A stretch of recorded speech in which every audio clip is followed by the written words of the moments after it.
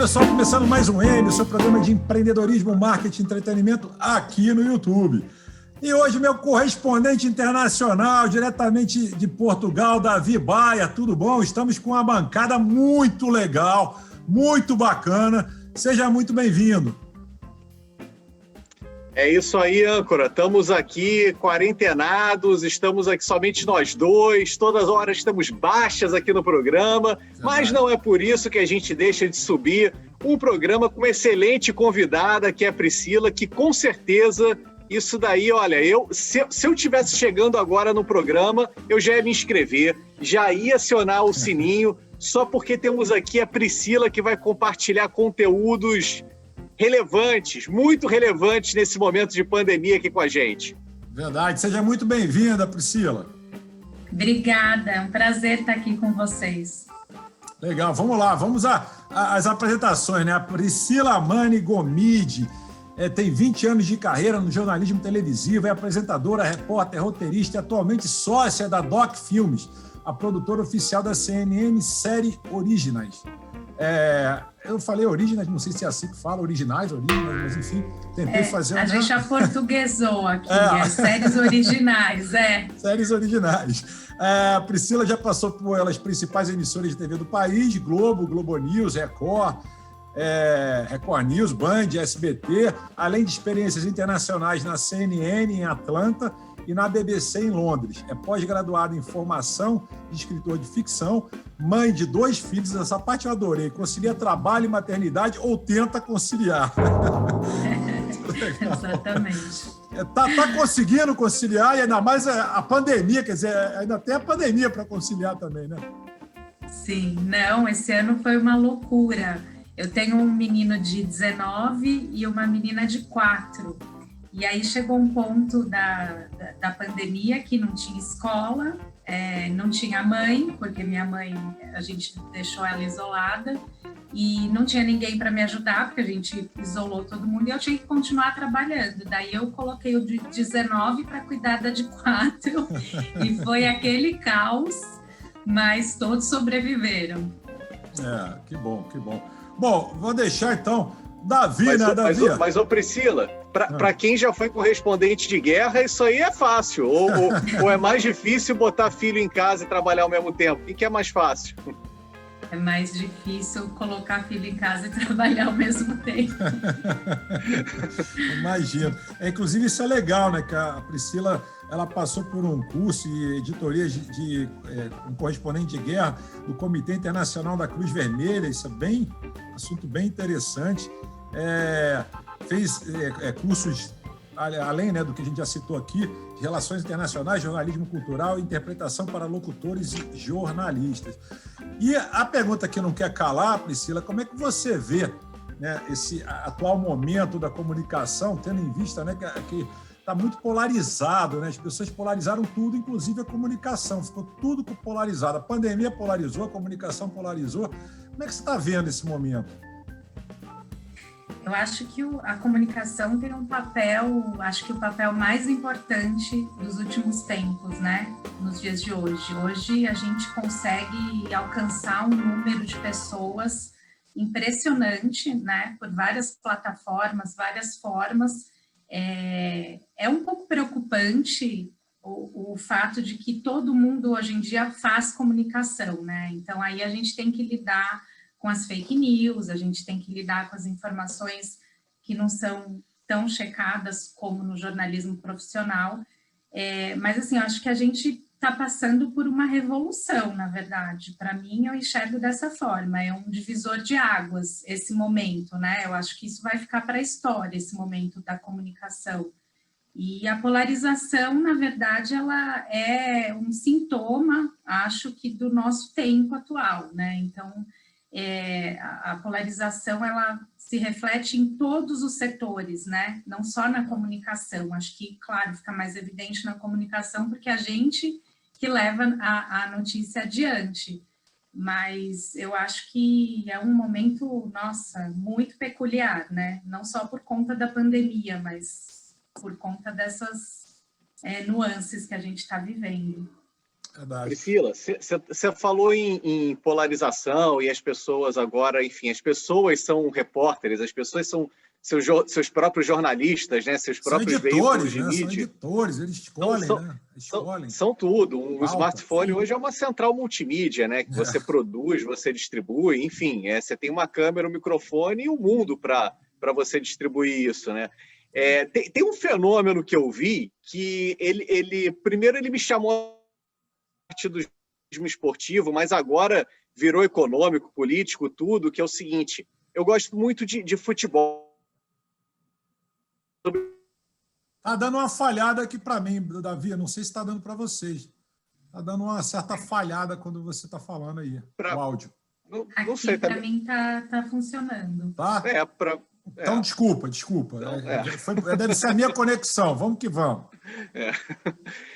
Mas então, Priscila, tem uma coisa que eu comecei a observar que era o seguinte, que as pessoas elas estavam falando menos de futebol e mais sobre seus clubes, porque elas estavam deixando de acompanhar os grandes portais, né, o Globo Esporte, para acompanhar o youtuber daquele clube. Então, as pessoas começaram a ser torcedores, falar menos sobre futebol, mais sobre o seu clube e nichou. Quando você chegou isso para a política, é o que polarizou, né? As pessoas não querem mais assistir um jornal inteiro. As pessoas querem assistir aquele colunista, aquele jornalista. E aí você meio que, assim, pode chamar de polarização, mas acontece que nichou. Para onde é que a gente vai? Onde é que o jornalismo vai para isso? A gente vai realmente, cada emissora vai levantar uma bandeira, nós somos conservadores, nós somos progressistas, nós seguimos essa linha, ou a gente vai tentar meio se equilibrar num muro que a gente vai sempre tombar ou sempre levar pedras para quem está nos assistindo do lado esquerdo ou do lado direito. Onde é que a gente vai encontrar esse equilíbrio? Se é que a gente tem que encontrar esse equilíbrio, será que a gente tem que pular para algum canto desse muro e seguir daí adiante? Uau, pergunta desafiadora. Não é? Rapaz, você não deixou nem ela beber um copo d'água, já chegou assim nessa truculência toda. Não, mas é o seguinte, você vê, ela tem a melhor luz, ela tem a melhor câmera, mas ela fez jornalismo de guerra, cara. Ela está muito bem preparada para isso, cara. Sim, com certeza. Estou aqui armada. Brincadeira. Eu vejo assim, é difícil, né? Porque, como a gente falou antes, a comunicação ela é feita em massa hoje, né? Qualquer um pode fazer. Eu acho que tem um ponto positivo e os pontos negativos, né? Então, a gente fez um programa muito interessante no CNN Séries Originais que chamava Explosão Digital. Porque eu acho que ao mesmo tempo que... Está tudo em conjunto, né? Acho que ao mesmo tempo que a gente vive essa polarização, a gente vive essa explosão digital que também faz as pessoas, elas se focarem naquilo que só o que elas gostam, né? Então, é como se fosse um micro-universo, acho que as pessoas vão criando. As bolhas, né? Nesse dizem. Programa... As bolhas. Oi? As bolhas, formam bolhas. As bolhas, porque como você assiste tudo on demand hoje, você escolhe o que você quer, a hora que você quer, do jeito que você quer, então você cria um micro-universo e você tem que fazer esse exercício de colocar a cabeça para fora, né, e ver o que está acontecendo em todos os lados, mas é mais confortável, eu acho, que para a maioria ficar dentro de uma bolha, né, porque nada melhor do que alguém que não debate as suas próprias ideias, né? Naquele universo, todo mundo vai concordar com você. Então, esse é o lado negativo, eu acho, né? E eu acho que isso piora a polarização, porque aí você fica focado só naquilo. Mas, por outro lado, como a gente mostrou no Explosão Digital, que foi uma série, a gente conversou com os maiores especialistas, conversou com o fundador da Khan Academy, que é a maior escola online gratuita, foi a primeira, né? E eles diziam coisas muito interessantes. Então, por exemplo, hoje, se você for analisar as comunidades muito afastadas e remotas, seja no Brasil, seja na Austrália, ele usava o exemplo do deserto australiano, a comunicação e a informação têm chegado a essas comunidades por conta da tecnologia, né, e por conta desse universo digital. Então, assim, eu acho que esse é um momento que eu não vejo, assim, eu vejo como uma guerra mesmo, assim, uma revolução, um momento que vai mudar, com certeza, a forma que a gente encara, né, o mundo e a forma como a gente se comporta. Então, acho que ainda não dá muito para saber o que vai ficar de bom e o que vai ficar de ruim. O que eu acho é que a gente, como jornalista, como comunicador, tem sempre que encontrar um caminho de equilíbrio, né? A missão, acho que a nossa função é mostrar todos os lados, né? E mostrar tudo o que está acontecendo para que a pessoa possa tirar suas próprias conclusões. Isso eu defendo, é uma bandeira que eu sigo defendendo, né? O jornalista não tem lado nenhum, né? Você está ali para mostrar todos os fatos. Eu concordo, Abessa. Isso é um assunto, inclusive, que já gerou polêmica em outros programas que fizemos aqui, com relação porque você tem, nos Estados Unidos, né, é um exemplo que a gente até conversou também isso, nos Estados Unidos você tem emissoras que são mais democratas e elas são assumidamente mais democratas, tem outras que são assumidamente mais republicanas, que, aliás, como eu falei em outro momento, eu não vejo problema algum nisso. Entendeu? Não vejo problema algum a editoria, de repente, assumir que botando isso aqui para o Brasil, é a favor do Bolsonaro, é contra o Bolsonaro. Entendeu? Eu não tenho nada... Eu acho que isso aí realmente é uma questão editorial. Mas eu acho que a gente, como jornalistas, de fato, a gente precisava ser um pouquinho mais isento, né? Porque imparcial, a gente sempre é um pouquinho parcial, é difícil não ser parcial. Mas eu sou flamenguista, por exemplo. Você, aliás, é palmeirense, que a gente perguntou aqui em off para você. Você é palmeirense, mas eu já cobri jogo, por exemplo, do Flamengo, que ele tomou uma goleada, que perdeu, e nem por isso você tem que dar a notícia triste, ou tem que se revoltar, ou nada disso. Eu acho que a maneira como você passa a informação é que tem que ser isenta, por mais que você seja rubro-negro ou qualquer outro time. E eu acho que isso também na política, enfim, de qualquer assunto. Eu acho que está faltando um pouquinho, ou esse posicionamento que o jornalismo brasileiro ainda não tem, que o pessoal prefere ficar em cima do muro, dizer que é imparcial e isento, quando, na verdade, você vê várias emissoras, e aí não precisa ir muito longe, né, porque a que está mais em voga hoje é o pessoal chamando a Globo de Globolixo, por exemplo, porque ela toda hora se contradiz, né? Tem momentos assim, inclusive, de vergonha alheia.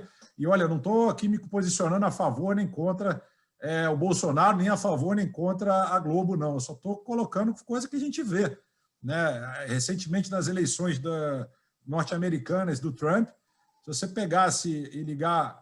Eu acompanhei bastante de perto, não sei você aí, Davi, como é que foi aí em Portugal. Eu ia falar Nova York, mas Nova York é o máximo, aliás, é Miami.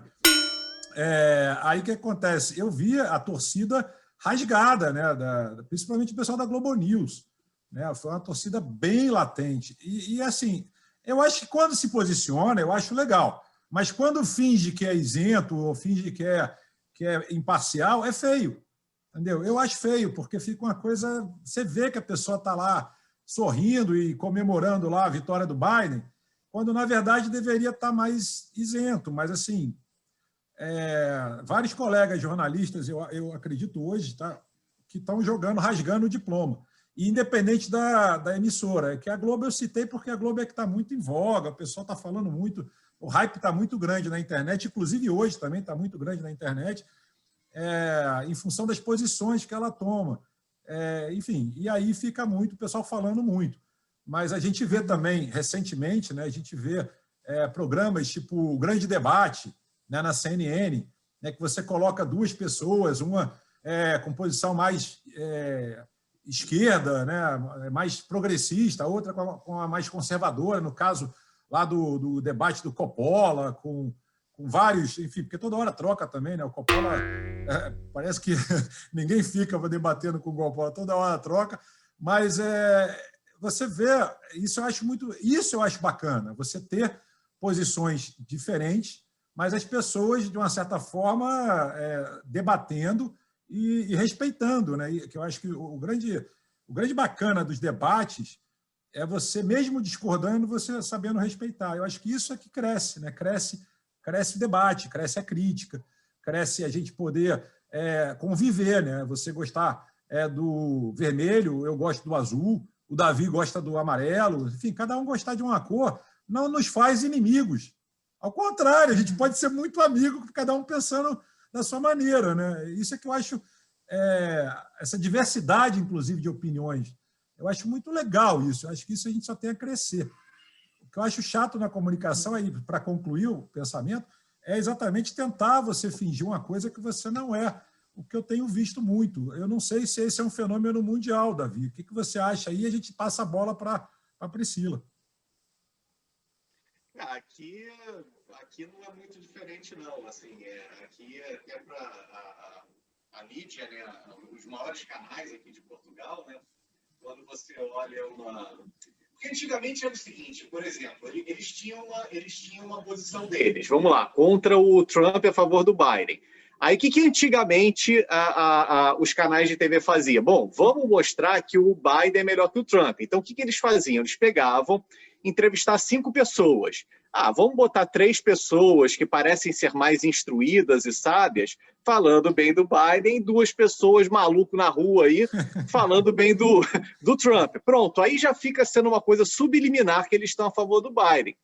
Hoje em dia, não. Hoje em dia, eles botam 5 pessoas falando bem do Biden e nenhuma falando bem do Trump. Isso dá muito escancarado, assim. Então, mas isso fica aquela coisa da isentos, né? Não, somos isentos e não estamos dando opinião. Mas, caramba, né? Eu também não acho legal isso, não. É muito complicado. É muito complicado. Eu acho que é um pouco ilusão, assim, achar que... Porque as emissoras são grandes empresas, né? Verdade. Então, assim, e as pessoas esquecem, às vezes, né? Então, assim, eu acho que é um pouco ilusão você achar que as empresas não fazem alianças e parcerias, né? Isso fazem e pronto, né? Que são as emissoras. Agora, como... obrigação, eu acho que a TV tem que mostrar todos os lados, dar voz a todos os lados, né? E também acho que é um pouco ilusão a gente dizer, nós somos completamente imparciais. A gente não é, né? A gente tem a nossa opinião, tem o nosso time, por exemplo. Mas, assim, acho que a função do comunicador, do jornalista, a gente sempre tem isso em mente, sempre, no programa que a gente faz. Hoje, acho que durante toda a minha carreira, dar voz, entendeu? Ainda que você não concorde, ou que você não acredite, ou que você, enfim, ache aquilo uma babaquice, mas tem que dar voz para todos os lados, né? Porque você é um formador de opinião, né? O que a gente faz influencia milhões de pessoas, né? Então, eu acho isso, tem que dar voz para todo mundo, eu sou dessa opinião. Que bom. Isso a gente concorda, viu? Como é que... aos pouquinhos, assim, conversando, a gente vai concordando ou discordando, também não tem o menor problema. Gente, outra coisa que eu acho muito interessante é...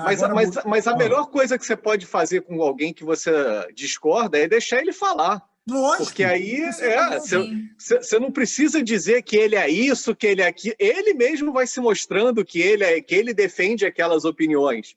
Melhor coisa é deixar o cara falar. Verdade. Aliás, outra coisa que é bem polêmico, aproveitar que hoje o programa está polêmico, está legal, então vamos continuar nessa batida polêmica. Eu vou falar uma coisa que, enfim, eu vou falar até por conhecimento bastante de causa, né? Quem me conhece sabe, eu falo muito isso, até como professor universitário, não só como jornalista, mas o outro problema que eu acho muito sério, Priscila, é com relação ao ensino superior.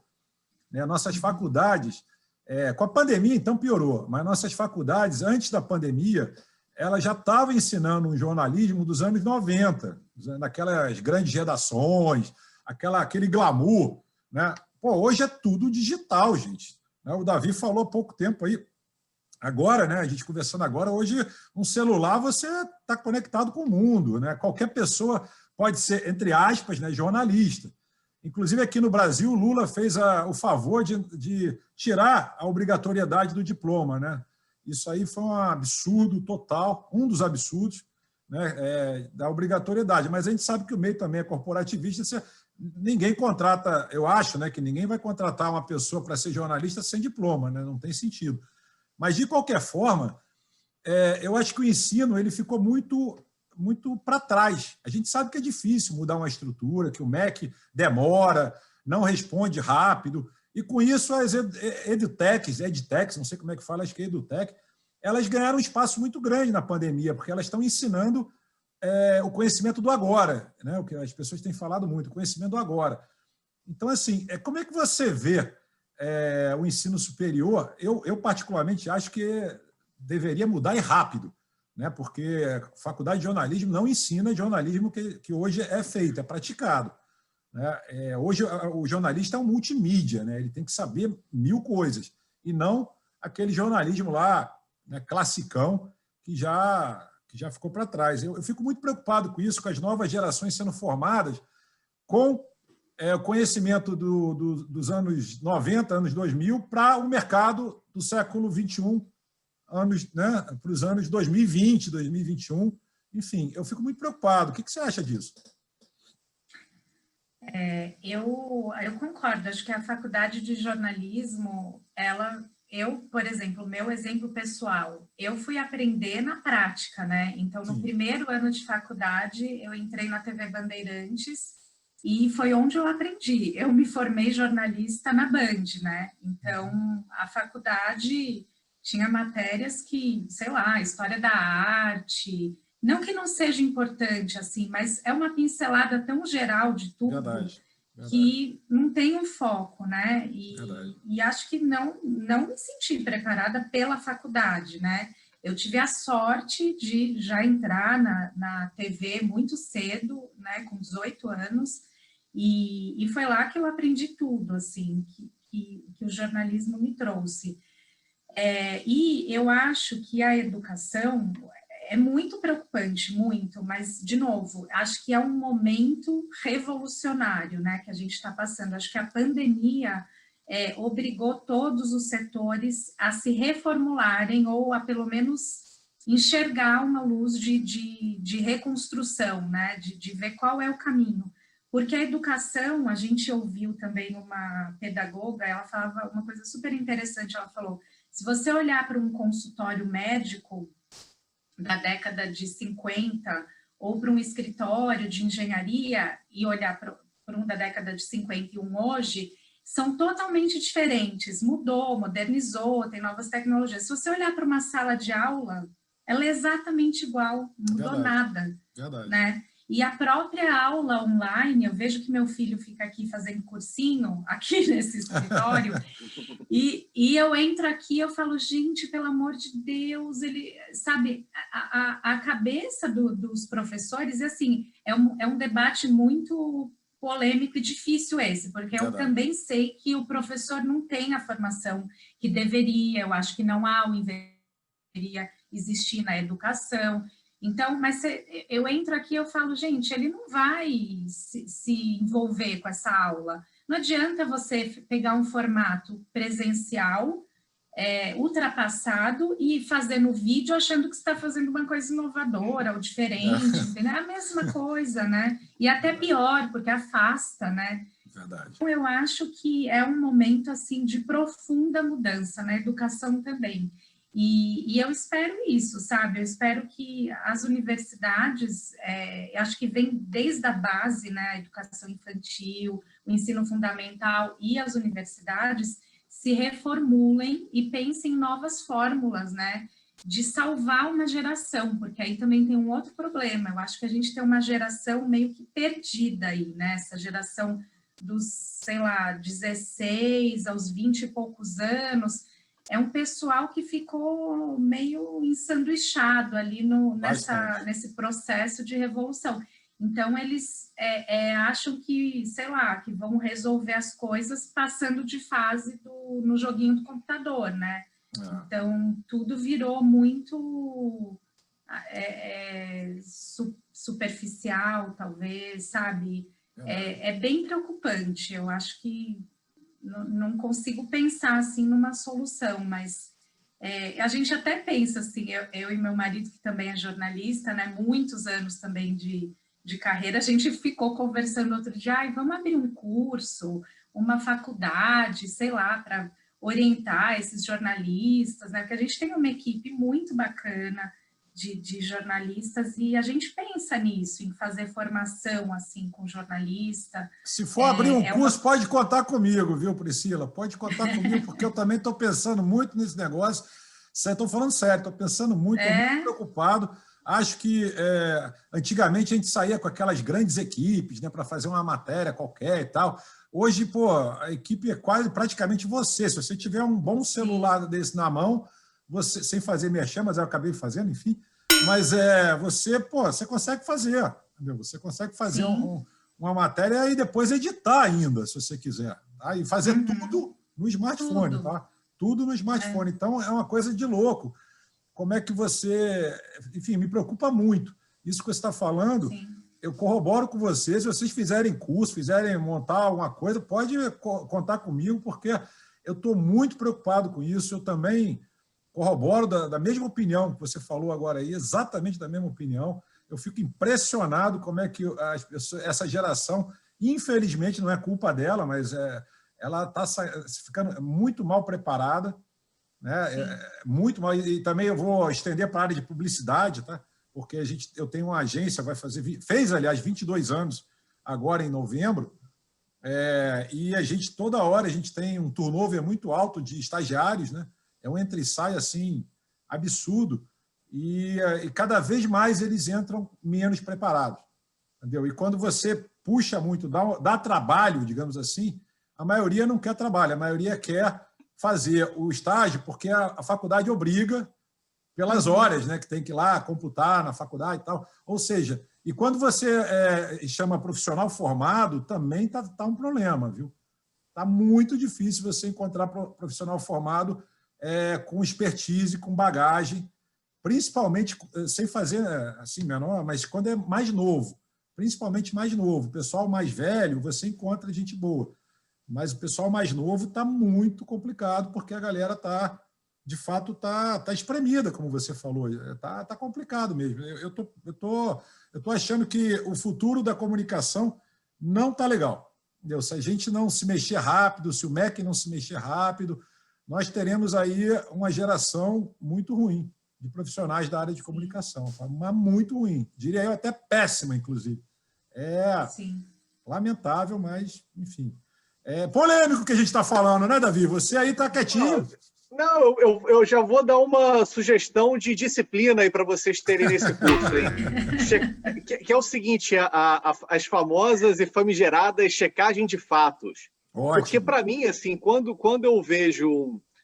eu procuro uma informação de um jornalista, de um colunista em específico, não só quero saber a opinião dele, mas eu quero saber realmente se aquilo que aconteceu realmente aconteceu, né?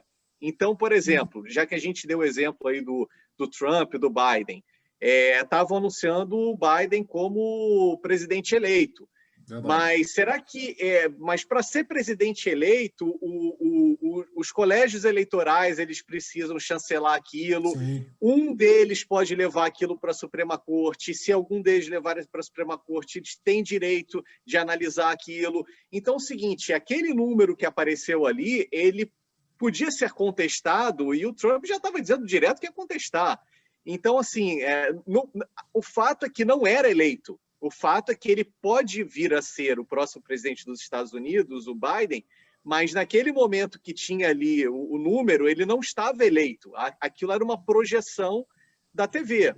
E aí, quando eu aí como consumidor de informação, vou procurar, eu preciso entender o seguinte, onde é que mora o fato, onde é que mora uma opinião? E isso eu fico meio...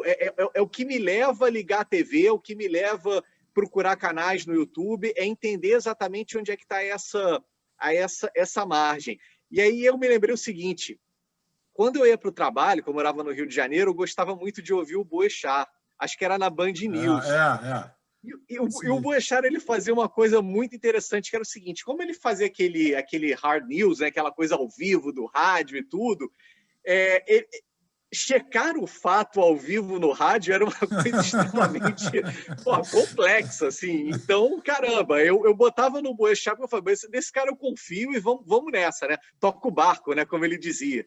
E aí tinha uma coisa no Rio de Janeiro que acontecia muito, que era o seguinte, atraso dos trens. A galera lá, Zona Norte, que usava muito os trens, porque o Rio de Janeiro, para quem não sabe, não tem trem tudo quanto é lugar, é muito ali mais centro, Zona Norte. E aí aquilo, atrasava muito. E o pessoal começava a mandar mensagem para ele, dizendo o seguinte, o trem está atrasado, não tem ar-condicionado, não tem segurança, não tem nada. O que ele fazia? A empresa concessionária do trem entrava em contato com a Band News e falava o seguinte, está tudo perfeito. Aí é que era a grande sacada dele para engajar a audiência e também para fazer alguma checagem de fato, sei lá. Mas o que ele fazia? Enquanto todo mundo, se você trocasse o dial da rádio, todo mundo ia pegar e falar assim, peraí, a empresa está dizendo que não tem atraso, então não tem atraso. O que o Boechat fazia? Peraí, a empresa está dizendo que não tem atraso, mas eu tenho 10, 20, 30, sei lá quantas mensagens do povo dizendo que tem atraso, então tem atraso. E aí ele fazia... Eu achava aquilo sensacional, assim, mas é uma coisa que você tem que sempre ficar atento o que é o fato, o que é a opinião, e alguém você tem que confiar. Alguém que tem o olhar do público, alguém que tem o olhar das pessoas, alguém você tem que confiar. Eu acho que o jornalismo hoje, ele está nessa pegada do cara, em quem que eu confio? As pessoas pararam de confiar na emissora e começaram a confiar na pessoa, né? Na figura do jornalismo. Isso, para vocês que querem fazer o curso de jornalismo, é sensacional. Porque um dia você está na Globo, outro dia você está na CNN, outro dia você está no YouTube, é uma independência maravilhosa. Verdade, mas para nós aqui, mortais, que estamos tentando acompanhar, cara, a gente precisa se ligar a pessoas. Eu acho que se vocês tiverem alguma disciplina aí de checagem de fatos e pessoas, eu acho que isso é o futuro. Aí, Priscila, já temos uma disciplina para pensar aí, né, botar o seu marido depois para conversar e a gente pensar ainda no curso e na disciplina. É boa ideia. Muito bom. Não, eu acho que essa é o principal gargalo hoje, é esse do jornalismo. Porque como disseminou, né, todo mundo é jornalista, todo mundo comunica tudo, existe uma defasagem nesse procedimento, que é um processo mesmo, né? Que é o da checagem. E mais do que um processo, é também o que hoje se chama de soft skills, né? É uma sensibilidade para saber se aquilo de fato procede, né? Então, o Boechat, nossa, eu comecei minha carreira com ele, eu me despedi dele, enfim, é uma perda que nossa, eu nem sei, inestimável, assim, para o Brasil mesmo, né? Porque ele era esse cara, né? Quem é que está falando? É isso, né? Ele passava isso adiante para a gente. Então, assim, quem é que está falando? A empresa está dizendo? Então tá, não tem caos nenhum aqui, não tem atraso, não. Não, peraí, vamos ouvir o outro lado, né? Que é aquilo que eu falei antes, que é você dar voz a todos os personagens daquela situação, né? E a gente bate nessa tecla lá na produtora, a gente fala, não, vamos ouvir, vamos checar, não, mas esse cara, não, vamos ouvir, né, ele está envolvido, a gente tem que ouvir o outro lado, e desconfiar, né, eu acho que o jovem de hoje, ele é muito, assim, entre aspas, seguro, né, do que ele acha, então, não, é isso e pronto, não, você tem sempre que desconfiar de si mesmo, né? Eu tenho isso como premissa, eu escrevo uma frase e eu falo, tá, eu faço isso há 20 anos, mas não, deixa eu checar, é isso mesmo? Porque é uma responsabilidade tamanha, né? Você tá passando aquilo para milhões de pessoas, você não pode passar informação errada. Então, eu concordo com o Davi, eu imagino, né, que quem está ali na ponta ou quem está atrás de informações fica realmente perdido, né? Porque todo mundo hoje comunica tudo. E eu acho uma excelente disciplina, eu acho que tem que ser a principal disciplina do nosso curso. Tem que ser de segunda a sexta, a disciplina de checagem de informação. Exato. Bota uma foto do Boechat assim no fundo e toca a aula, é isso. O Boechat também acho uma excelente referência, cara, pô, uma grande perda também. Gente, estamos chegando no nosso momento audiência, aquele momento onde nós prestigiamos quem prestigia a gente. Então, você que está inscrito aqui no canal no M, pode continuar mandando para a gente seus posts, perguntas, o que vocês quiserem aqui, que a gente normalmente lê, logicamente, né? Não todos, mas a gente lê alguns. E para quem não está inscrito e está assistindo o canal, não adianta mandar. Não, Davi? Ó, a galera que fala o seguinte, não, mas peraí, lê lá no programa, me manda pelo WhatsApp, eu falo, cara, se inscreve lá no canal. Mas eu sou teu amigo, mas que se inscreve no canal. Então, por favor, se inscreva no canal. A gente está aqui segunda a sexta levando vídeo para você. Então, pô, a Priscila, olha que honra a gente ter aqui a Priscila, aqui, quanta história que ela conta aí, que já fez e que vai fazer. Então, se inscreve aqui no canal, prestigia a gente, dá essa moral aqui, porque isso motiva a gente a continuar aqui. Então, toca o barco aí, Sandro, vai lá. Não, nós temos aqui algumas coisas, assim, pessoal mandando, brincando também aqui, Carlos manda para a gente o seguinte, o Vasco é o único faixa preta que vive apanhando. Enfim, começamos bem, né? Começamos com um tom de humor, mas o hype da internet hoje, gente, está muito dividido. Temos política, e temos alguns assuntos chatos, desagradáveis e tal, e um deles é com relação ao recém-notícia do falecimento do Eduardo Galvão. Pô, um cara muito bacana, um cara super gente boa, vizinho meu aqui, deu várias vezes encontrando ele assim, no Adão, em vários lugares, ali, Adão aqui perto, na Olegária, em alguns lugares, enfim, um cara que é amigo, e amigo de várias pessoas também comuns, uma grande perda, morreu de Covid, mais uma vítima do Covid, lamentavelmente. Né? Uma notícia bem triste, de fato, e uma pessoa muito do bem. Bom, enfim, torcer agora para que a passagem dele seja a melhor possível. Voltando aqui para a audiência, a Carla, ela mandou para a gente o seguinte, se referindo ao Dória, né? Que ela chama de ditadória. É vacinação ou autopromoção? É uma pergunta. Mesmo sem aval da Anvisa, Dória anuncia vacinação para 25 de janeiro, dia do aniversário da cidade de São Paulo. Essa pergunta, gente, a gente não precisa responder não, tá? Só estou lendo, porque realmente é uma pergunta complicada essa de responder. O Sérgio, ele coloca o seguinte, vencemos. Maia e Alcolumbre não poderão se reeleger presidente da Câmara e do Senado, como determina a Constituição. A pegada está forte. O Fernando já está em estudo uma vacina para conter uma segunda onda de lives.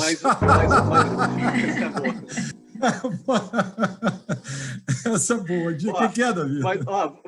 Você falou aí sobre o Supremo, né? Sobre o que julgou, né? Agora, não, eu não. Quem falou aqui foi o Sérgio. Eu só li. Você deu voz ao Sérgio. Sim, então, dei voz ao Sérgio.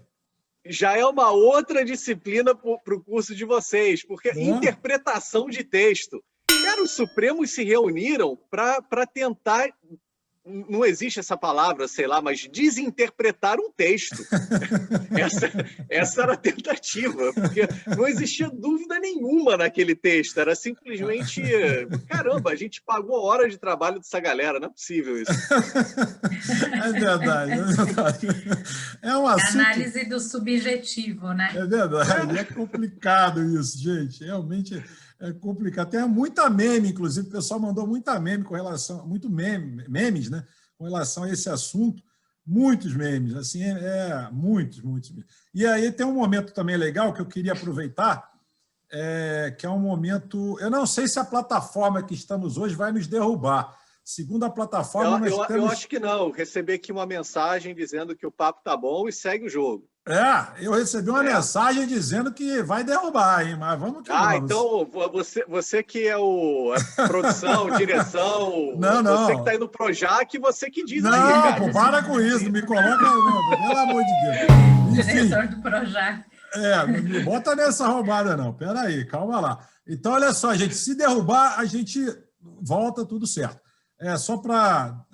porque como apareceu a mensagem aqui, qualquer coisa, a gente continua de onde a gente parou, que todo mundo aí, nossa audiência, né, quem segue o canal, sabe que a gente faz live gravada. Então, aqui não é... O programa é gravado, não tem esse negócio de ao vivo, então qualquer coisa a gente acerta aí e a gente acerta o passo. É a famosa... É gravado, mas sem edição, né? A edição é só de abertura e final, é uma musiquinha aqui, outra ali, os sem G6, sem corte. BGzinho, cara, sem corte. A gente vai na pegada como se fosse uma live, na verdade. Então, olha só, a gente tem aqui uma campanha muito legal, Natal da Solidariedade. Essa época do ano tem umas campanhas bem bacanas, e essa aqui caiu, cortou. Cortou ou não? Cortou não.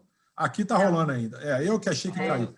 Então, olha só, essa campanha é muito legal, porque é uma pessoa que eu conheço, então, 100%, né, a confiança, e mandou para a gente aqui uma coisa interessante, que ela pede, como sabe, todos os meses recolhe doações de alimentos para ajudar pessoas carentes das comunidades de Santa Maria e Teixeira, em Jacarepaguá.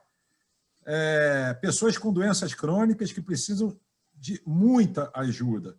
Esse mês de dezembro, nossas cestas serão mais fartas, com itens que contribuam para uma bela ceia de Natal. Quem puder nos ajudar e levar ainda mais carinho a essas famílias, seremos eternamente gratos. Estarei recebendo as doações até o dia 15 do 12. E aí ela deixa aqui, a cesta, no caso, né, qualquer um desses itens de imensa ajuda. Feijão, óleo, açúcar, sal, macarrão, molho, maionese, farinha, leite condensado, lata de ervilha, suco em pó, flan ou pudim ou manjar, sachê de ameixa, sardinha em lata e leite. E ela... Deixa o contato dela aí na descrição. Contato, já, por favor, nosso editor, coloca aí. Contato é @AlexandraLeal. @AlexandraLeal. Gente, ela faz um trabalho muito sério todos os anos e eu fiz questão de trazer aqui para a mesa do M, porque realmente chega a quem precisa. Acho que tem muita campanha, às vezes, aí que, né, ela não está nem pedindo dinheiro, cara, ela está pedindo doações. Então, por favor, quem puder, né, entre em contato com a Alexandra Leal, @AlexandraLeal, e faça aí um gesto de carinho. Não custa nada, é um negócio... Quer dizer, custa, mas custa pouco, por favor. E se todo mundo fizer um pouquinho, né, no final a gente tem um resultado bem interessante. Bom, passado o nosso momento audiência, gente, eu vou pedir para vocês uma dica de livro, né? Aquela dica de livro que a gente sempre traz aqui para dar um relax, né, nessas polêmicas que a gente levanta, e para você aí do outro lado da telinha ter uma dica aí para poder passar melhor essa pandemia, enfim, poder se embasar mais de conhecimento, que conhecimento é sempre legal. Nunca é bom, sempre... Quem acha que sabe tudo não sabe nada. Então, quer começar, Priscila? Posso começar. Eu li um livro tem uns 2 anos. É difícil escolher um só, né? Mas eu lembrei desse livro porque ele me fascinou, assim, eu fiquei chocada com a habilidade do escritor e a profundidade que ele conseguiu dar ao personagem. Chama Stoner, do John Williams, é um escritor americano, e esse personagem, que é o nome do livro, Stoner, ele não é um livro muito fácil de achar, de repente na Amazon, tem que dar uma procurada nele. Mas esse personagem, o Stoner, ele é descrito, ele é um cara comum, assim, sabe? É um cara que passaria despercebido, assim, na vida, né? Mas o escritor, ele faz um recorte, assim, da humanidade desse personagem, sabe? De como ele construiu a vida dele, que é muito, muito envolvente, e é isso, sabe? É uma coisa muito humana, que eu acho até que seria legal, né, durante a pandemia, e quando a gente está revendo uma série de ideias, né, e de conceitos ou de preconceitos. Então, seria um bom livro para você estar em contato com algo mais humano, sabe? De uma natureza mais verdadeira, assim. Eu indico esse livro. Legal, legal. Davi, a sua indicação, peço para a gente poder dar uma corridinha, porque eu não sei se a gente vai poder estourar o tempo hoje, não, porque a gente mudou a plataforma, mas ainda temos uns 15 minutos aqui para a plataforma não cortar a gente. Enfim, por favor. Não, rapidinho, ó, pensei agora aqui no Freakonomics, já tem vários...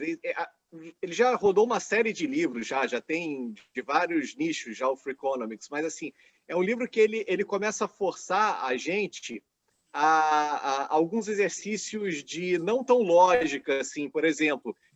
a gente acha que se a gente fizer A, a gente faz B, depois acontece C, e meio que a gente aprende isso, né, na nossa vida acadêmica, e o Freakonomics, ele mostra o seguinte, que existe um efeito dominó, né? E o que você faz hoje, agora aqui, ele pode influenciar a vida de alguma outra pessoa, ele pode influenciar a vida a tua sociedade, e aí ele fala muito de, enfim, políticas públicas, né? Como alguma coisa que, às vezes, um prefeito ou um governador pode fazer, mas isso influencia um país todo. Enfim, eu acho que como a gente está... Você falou aí, Sandro, de solidariedade, tudo, foi o exemplo que me veio na cabeça, porque às vezes a gente fala, pô, mas eu vou fazer, mas é tão pouco que, sei lá, acho que eu nem me motivo a fazer tão pouco, mas às vezes você fazendo tão pouco, alguém vai ver que você fez e isso vai motivar a essa outra pessoa a fazer o pouco dela, outra pessoa... E aí, de pouquinho em pouquinho, a gente vai lá. Isso é meio que uma sacada que tem no Freakonomics, né? Que é uma coisa que, se eu fiz isso por alguém, aí essa outra pessoa... Não, às vezes uma pessoa, um observador, ele vê o que você fez e isso influencia tudo, assim. Então, isso é uma coisa que o Freakonomics, ele meio que me destravou a mente, pensar coisas fora dessa lógica de se você fez A, vai para B, vai para C. Não, às vezes você fez uma coisa de A para B que influenciou X. Então, é freak, né? Uma coisa meio que fora do normal, assim. Então, essa é a minha dica de livro.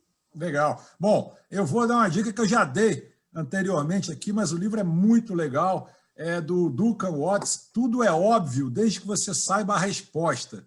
É um livro muito bacana, gente. Fala sobre como o senso comum nos engana, e de fato nos engana. É um livro que você te prende. É uma leitura muito legal. E é difícil até falar do livro, porque qualquer coisa que eu fale é spoiler, e spoiler é brabo do livro. Então, assim, então, fica a dica, é uma dica bem legal, e coisas que você nem parou para pensar, esse livro faz você refletir também. Acho que tem uma pegada, não do Freakonomics, mas tem uma pegada assim também de você parar para pensar e falar, pô, tá aí, isso eu não tinha me ligado. Enfim, é bem bacana. Tudo é óbvio, desde que você saiba a resposta, do Duncan Watts. Bom, momento de livro, todos os momentos feitos, assuntos polêmicos. Vou pedir para... Né, o papo muito bom. Vou pedir para as considerações finais, né, porque estamos na reta final agora do M de hoje. Deixar o convite para a Priscila voltar, porque o papo, quando é bom, passa rápido demais, Priscila. E a gente ainda pode conversar muita coisa, mas também é legal deixar um gostinho de quero mais, né? Se a gente também estica muito o programa, fica aquela coisa, né? Pô, esgotou o assunto, então fica já o convite para você voltar. E não é convite de carioca, que o pessoal fala, passa lá em casa e não dá o endereço. E não vai nunca, né? A gente chama e manda o link. A gente... e eu sou baiano, também tem essa, viu? O pessoal acha que eu sou carioca pelo sotaque, mas eu sou baiano. Enfim, então, assim, fica o convite para você voltar e vamos deixar a Priscila encerrar o programa de hoje. Então, vamos às nossas considerações finais. Por favor, Davi, sem palestrar, né? Vamos rapidamente para poder não estourar o tempo. Considerações finais, o seguinte, a gente falou nos últimos programas aqui, né, sobre a situação da pandemia por aqui, e, enfim, existia um plano do governo aqui em Portugal, que o plano do governo era... A gente está vindo de 2 feriados, até que hoje, dia da gravação aqui, é um feriado até também. Então, de fechar tudo, de proibir que as pessoas se movimentem entre as cidades, né? E aqui, cidades em Portugal, às vezes, parecem bairros no Brasil, né? Porque é uma coisa muito colada na outra. E, enfim, existia esse plano do governo de fechar todo mundo durante os últimos feriados até o Natal, para que no Natal abrisse tudo, e o governo já reviu, já falou que não vai ter Natal, não vai ter Ano Novo, vai estar tudo fechado mesmo. E, ao mesmo tempo, a gente viu ali acho que eu cheguei a comentar aqui também que teve um simpósio, enfim, teve uma reunião lá do Partido Comunista que, aí pôde aglomerar pra caramba mesmo. Então, assim, o político ele dá sempre uma definição que vale só para os outros, né? Então, que negócio, aí o Partido Comunista falou, mas a gente não concorda com as medidas do governo. Então tá bom. O seu João aqui, dono do restaurante, também não concorda e tem que fechar. O político ele não concorda e vai seguindo a vida do jeito que ele quer, né? Então porque é um ato político, né? Enfim, a situação segue maluca aqui na Europa, é isso. E Priscila, bom demais ter você aqui no programa. Seja sempre bem-vinda, como o Sandro falou, a gente vai ser muito legal te receber aqui novamente. E para a galera que está assistindo e está aqui há quase uma hora com a gente e não se inscreveu, eu não quero nem falar com você, é isso. Não tenho nada para falar com quem está aqui e ainda não se inscreveu. Muito bom. Está revolto. O nosso correspondente internacional está revolto. Bom, eu queria agradecer, antes de passar a palavra para a Priscila, queria agradecer você que está vendo o programa pela primeira vez, seja sempre muito bem-vindo. E propomos análises e reflexões sempre com muito conteúdo e bom humor. E você que já nos acompanha, continua, porque você sabe que a gente sempre traz novidade, sempre traz convidado muito bacana. A sarrafo hoje está lá em cima. Vamos deixar a nossa convidada, Priscila Mani, por favor, encerrando o nosso M de hoje. Eu agradeço muito, muito ter sido convidada e quero parabenizar vocês, porque eu acho que o que vocês fazem tem a ver com tudo isso que a gente falou hoje, né? Então, vocês dão voz a várias pessoas, assisti vários programas já de vocês, muito legais, e vocês debatem temas de interesse, vocês ampliam essa comunicação que a gente tanto precisa, né? Então, parabéns, primeiro, pelo programa, e obrigada pelo convite, voltarei com certeza, se me convidarem, e quero convidar todo mundo a assistir o nosso séries originais, que a gente também traz temas de muito interesse, né? A gente está no ar, vai ao ar no domingo, a partir das 7h15 da noite, na CNN Brasil, e a gente está no ar agora com 2 séries, uma sobre os 5 anos do Zika vírus, depois do Zika vírus, então uma série excelente, que a gente checou todas as informações 1 milhão de vezes, e falando sobre um tema sério, né, sobre a disseminação do mosquito, do Aedes aegypti, e o outro programa também muito interessante sobre o futuro da alimentação, né, e a fome oculta, os insetos como alternativa de proteína, né, porque existe um estudo da ONU de que a comida, né, vai acabar, como a gente conhece hoje, né, a proteína animal. Então, também um programa excelente, uma equipe maravilhosa que está fazendo a diferença aí com esses programas de documentários bem aprofundados. Então, convido a todos e obrigada mais uma vez e sigamos em frente, né? Nesse ano tão difícil. Verdade, verdade. Vocês têm também lá na docfilmes.com.br, que eu vi que dá para assistir também alguns documentários ali, né? O site de vocês. Sim, e no Instagram é o que a gente mais movimenta, na verdade. A gente tem a página no Instagram, que é produtora Doc Filmes. Então, legal. Quem puder, segue lá a gente, sempre com conteúdos diferenciados. E temos no Facebook, também no LinkedIn, mas o Instagram tem sido a nossa plataforma de maior movimento. Legal. Priscila, arroba o quê? Oi? O Instagram? O Instagram da Doc Filmes é o quê? Qual é a arroba? Produtora Doc Filmes. @produtora Doc Filmes, Davi. Ela tinha falado, mas tudo bem, vamos, né? Aquela técnica de. Qual é mesmo? Né?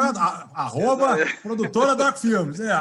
Eu saquei a tua técnica, eu saquei que você vê.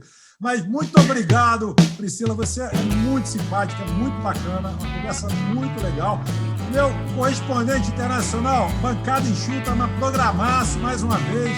Muito obrigado, tamo junto. E a gente se vê de segunda a sexta-feira aqui no YouTube. Valeu, pessoal. Um beijo e abraço.